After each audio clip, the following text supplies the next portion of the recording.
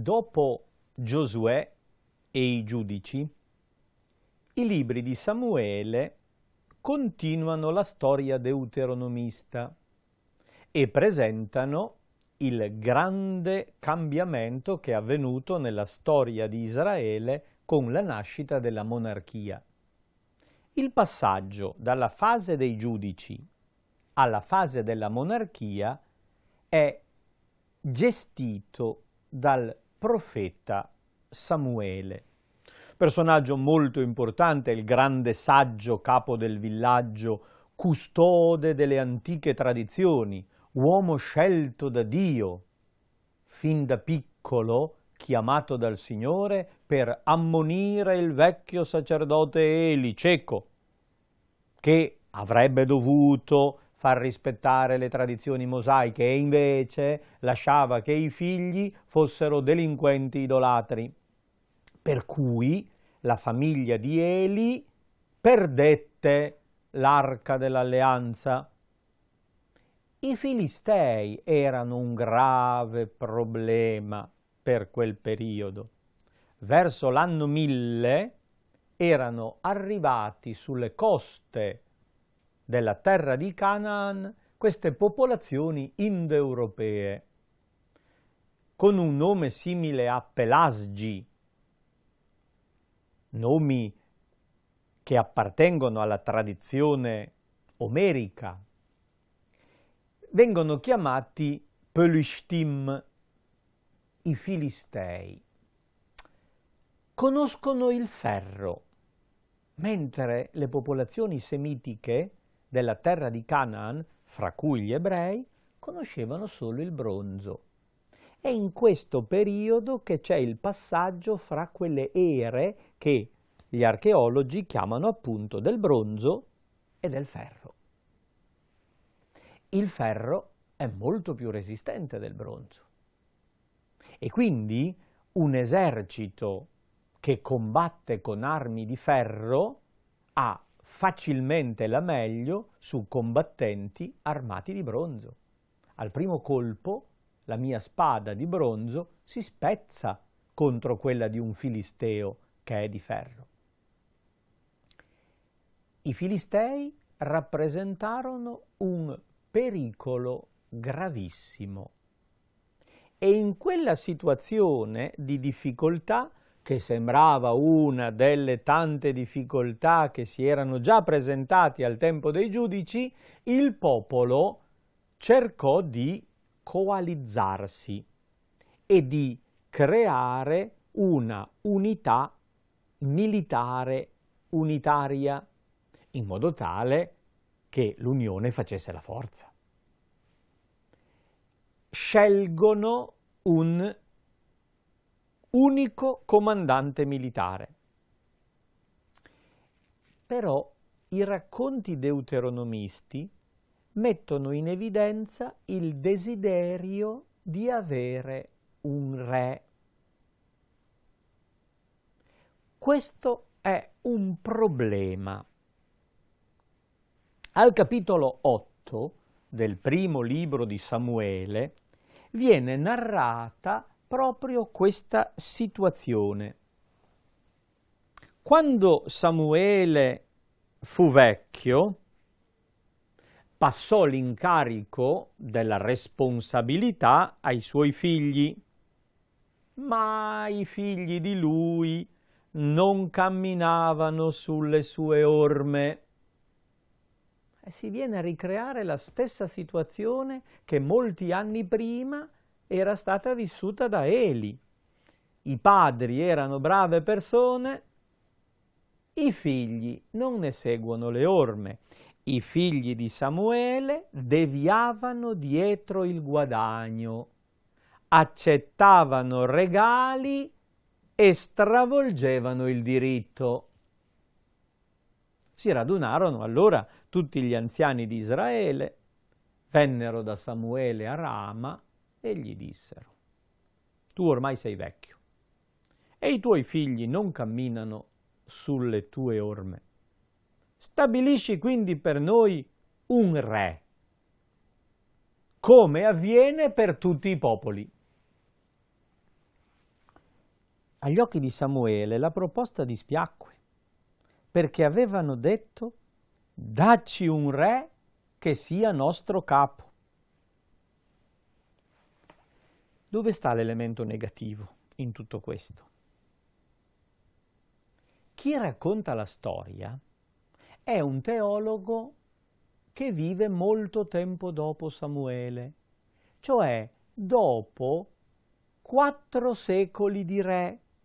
Israele per 400 anni fu retto da dei monarchi, ma rielaborando questa vicenda storica, i teologi si sono resi conto che i re sono stati quasi tutti personaggi negativi, fino alle ultime conseguenze estreme, quando si poté dire la responsabilità del fallimento di Israele è imputabile ai re. La monarchia è stata responsabile della distruzione morale del popolo. Il tradimento dell'alleanza è stato causato dai re. Gerusalemme cadde, il tempio fu distrutto, la terra conquistata dai babilonesi. Un piccolo resto venne deportato in Babilonia, il re non ci fu più, la monarchia in Israele finì. Dopo l'esilio, Israele riprese vita come una piccola società guidata dai sacerdoti, senza più re. Ormai i re erano un ricordo del passato, un brutto ricordo. L'unico re è il Signore. L'impostazione teologica dei deuteronomisti nell'epoca esilico-post-esilico era proprio questa: Israele è guidato da un re celeste. Quando narrano la vicenda di Gedeone, dicono che gli avevano proposto di fare il re, ma Gedeone, uomo saggio, rifiutò. Il Signore è il re di Israele, nessun altro può pretendere di prendere il suo posto. Invece, al tempo di Samuele, il popolo pretese di essere come gli altri popoli. Ecco un'idea importante. I deuteronomisti sostengono che Israele non è un popolo come gli altri. Ed è sbagliato pretendere di fare le stesse cose che fanno gli altri, di ragionare con la logica del mondo. Israele sbagliò a voler fare le cose come facevano gli altri. Israele avrebbe dovuto riconoscere quella guida che il Signore gli aveva offerto attraverso Mosè, attraverso Giosuè, attraverso i vari capi carismatici, fra cui Samuele. Non era necessario avere un re, cioè una istituzione fissa, una famiglia che gestisse il potere, con tutti i pericoli che sappiamo bene. In tutte le vicende storiche, le varie dinastie poi producono. A Samuele questa richiesta dispiacque. Perciò Samuele pregò il Signore. Il Signore disse a Samuele: ascolta la voce del popolo, qualunque cosa ti dicano. Non hanno rigettato te, hanno rigettato me, perché io non regni più su di loro, come hanno fatto dal giorno in cui li ho fatti salire dall'Egitto fino ad oggi, abbandonando me per seguire altri dei. Così stanno facendo anche a te. È sempre la stessa storia. I catechisti della tradizione profetica deuteronomica insistono su questa abitudine al peccato. Fin dall'inizio Israele abbandona il Signore. E allora tu, Samuele, ascolta pure la loro richiesta, però ammoniscili chiaramente e annuncia loro il diritto del re che regnerà su di loro. Questo è un racconto fatto col senno di poi, cioè viene retroiettato all'inizio della storia monarchica la previsione di tutto quello che capiterà in futuro. Samuele riferì tutte le parole del Signore al popolo che gli aveva chiesto un re e disse: li avvisa prima. Il profeta sa le cose prima. È saggio e riesce a prevedere come andranno le vicende. E quindi a coloro che gli hanno chiesto un re fa notare questi problemi. Questo sarà il diritto del re che regnerà su di voi. Prenderà i vostri figli per destinarli ai suoi carri e ai suoi cavalli.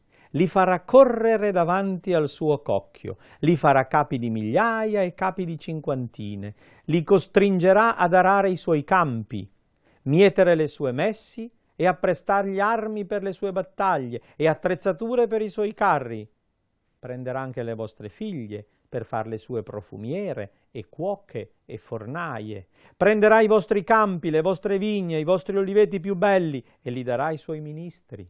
Sulle vostre sementi e sulle vostre vigne prenderà le decime e le darà ai suoi cortigiani e ai suoi ministri. Vi prenderà i servi e le serve, i vostri armenti migliori e i vostri asini e li adopererà per i suoi lavori. Metterà la decima, cioè il 10% di tassa, sulle vostre greggi e voi diventerete suoi servi. Attenti, perché il re non è più uguale a voi, diventa un superiore. Israele non aveva mai avuto una classe dominante, erano gli anziani delle tribù, i capi famiglia, che gestivano la realtà sociale.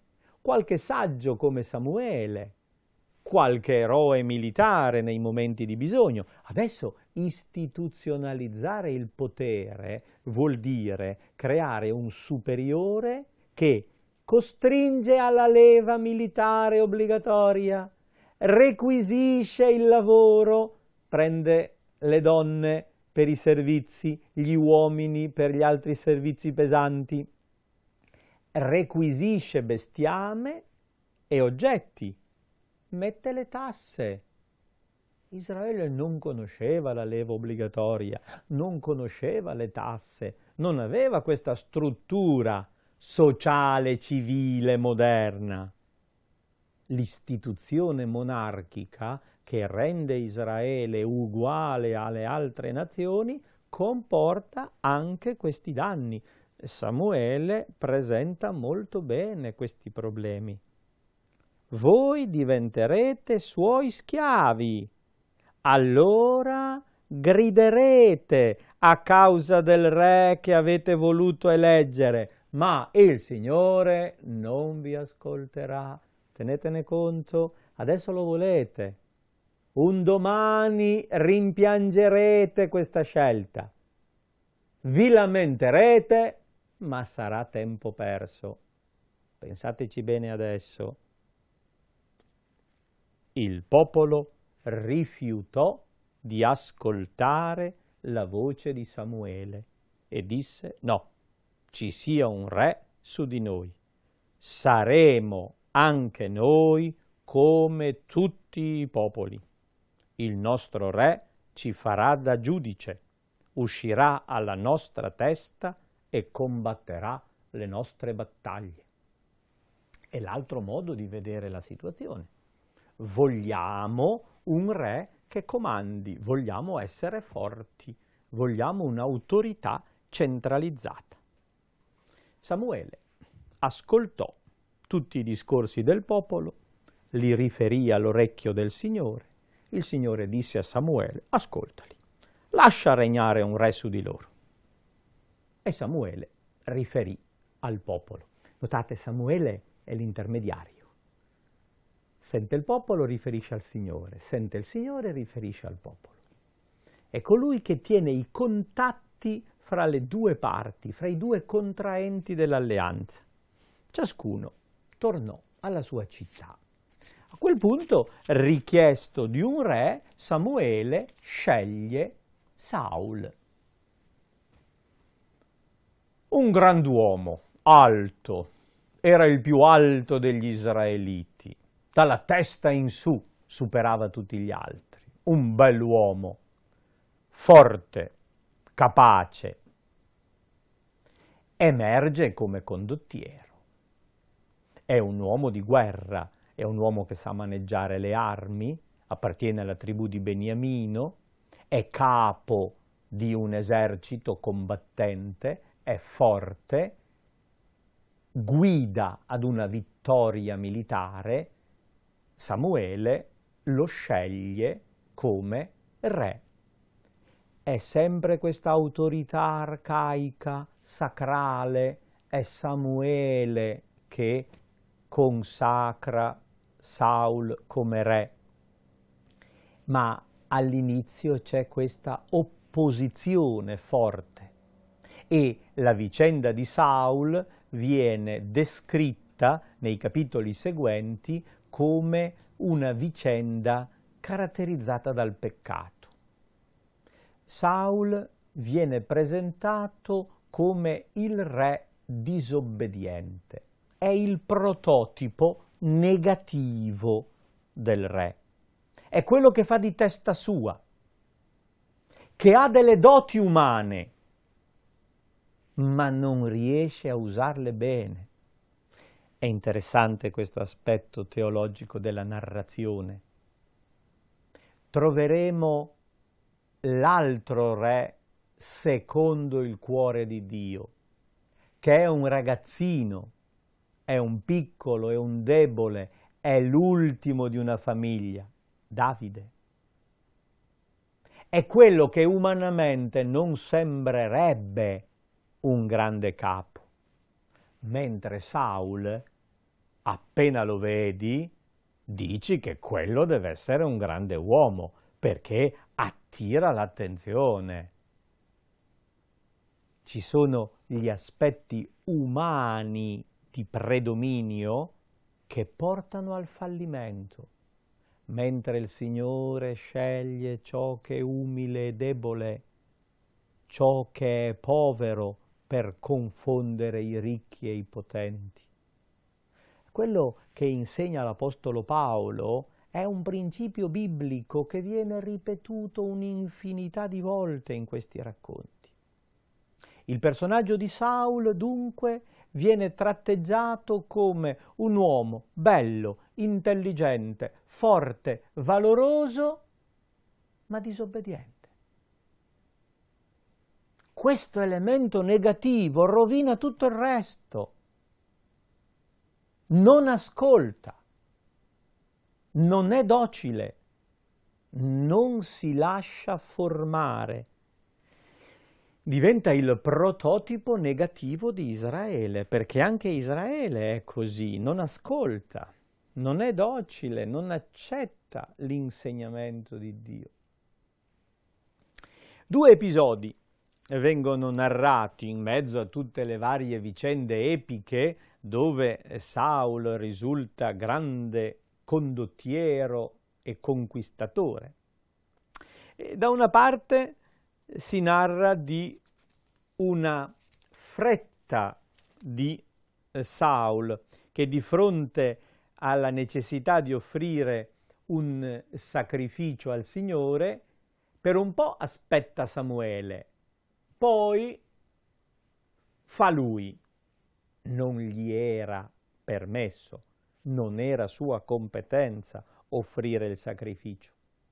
Ma Saul non aspetta e Samuele lo rimprovera seriamente.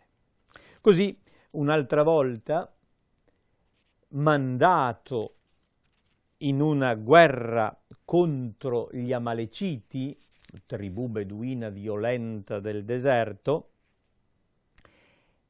Saul non elimina tutto il bestiame, ma distribuisce come bottino le bestie sottratte agli Amaleciti.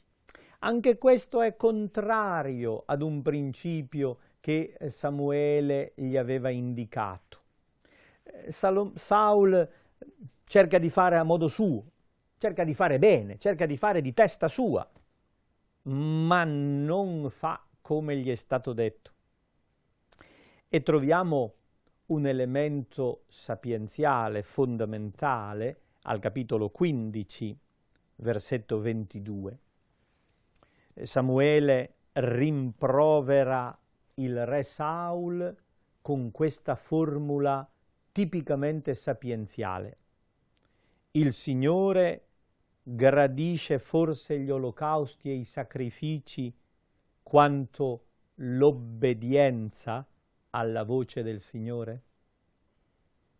C'è una contrapposizione fra i sacrifici e l'obbedienza. Che cosa vuole il Signore? L'obbedienza piuttosto che i sacrifici. Nel primo caso Saul aveva avuto premura, aveva offerto il sacrificio che non gli era permesso prima che arrivasse Samuele. Adesso ha tenuto il bestiame per fare un sacrificio al Signore. Samuele gli dice: il Signore vuole l'obbedienza. Ecco, obbedire è meglio del sacrificio. Essere docili è meglio del grasso degli arieti. Questa è una parola matura, tardiva, decisamente posteriore. È il frutto di una profonda riflessione sapienziale della scuola deuteronomista che ha superato quella dimensione sacrificale. Il rito sacerdotale del sacrificio non è importante come l'obbedienza, cioè l'ascolto della parola di Dio, l'ascolto docile, dove docile vuol dire atteggiamento di chi accetta che il docente sia il Signore. E quindi accetta di imparare, è un ascolto operativo, non semplicemente l'ascolto di chi sente una notizia, ma di chi impara uno stile. Conclude Samuele: poiché hai rigettato la parola del Signore, egli ti ha rigettato come re. Saul è il primo tentativo della monarchia ed è un fallimento. Il teologo narratore spiega la causa di questo fallimento. Ha rifiutato la parola del Signore. Non gli interessa tanto spiegare la storia di Saul, quanto fare catechesi ai suoi ascoltatori, alle nuove generazioni, al popolo di Israele in esilio e dopo l'esilio, per dire: il Signore vuole l'ascolto, l'obbedienza. Rifiutare la parola del Signore ha rovinato il nostro passato. Noi abbiamo la possibilità di costruire il presente e il futuro solo ascoltando docilmente la parola del Signore. E subito dopo questo episodio del capitolo 15, al capitolo 16 viene narrata l'unzione di Davide, il bambino pastorello insignificante che Samuele sceglie non di iniziativa sua, ma ascoltando l'indicazione del Signore. Il secondo tentativo andrà meglio e con Davide inizierà veramente la monarchia.